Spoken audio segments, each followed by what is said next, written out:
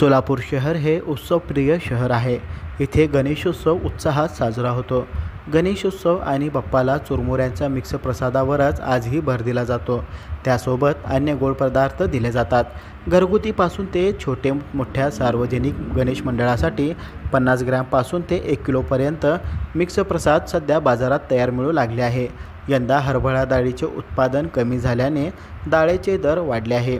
तसेच शेंगेचेही दर मागील वर्षाच्या तुलनेत 20 ते 30 रुपयांनी वाढले आहे। तर चुरमुऱ्यांच्या विविध प्रकारातही 20 ते 30 रुपयांची वाढ झाली आहे। याबाबत अधिक माहिती दुकानदार सुनील शिंदे यांनी लोकॅलिटीशी बोलताना दिली आहे। सुनील नरसिंग शिंदे। आता गेल्या वर्षी पाऊस कमी असल्यामुळं तांदळाचे भाव वाढलेत। यावर्षी चुरमुरे 80 रुपये किलो झाले।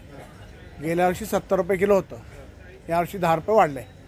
त्याने 100 रुपये किलो होतं, यावर्षी 130 रुपये झाले। हरभरा वाढले, डाळ सगळ्या डाळीचे भाव वाढलेत। हरभरा डाळ, तुरी डाळ, साधी डाळ, फुटाणे हा थंडा परिस्थिती आहे। आता गणपती चालू झाल्यावर काय ते आता कळणार आपल्याला। आता पहिला 110 रुपये डाळे होते, आता 120 झाले।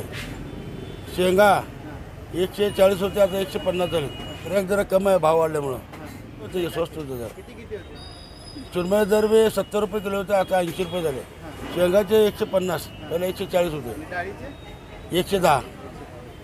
मागील वर्षी अनियमित व असमाधानकारक पावसामुळे आवक घटल्याने परिणामी हरभरा डाळीच्या दरांचा भडका झालेला आहे।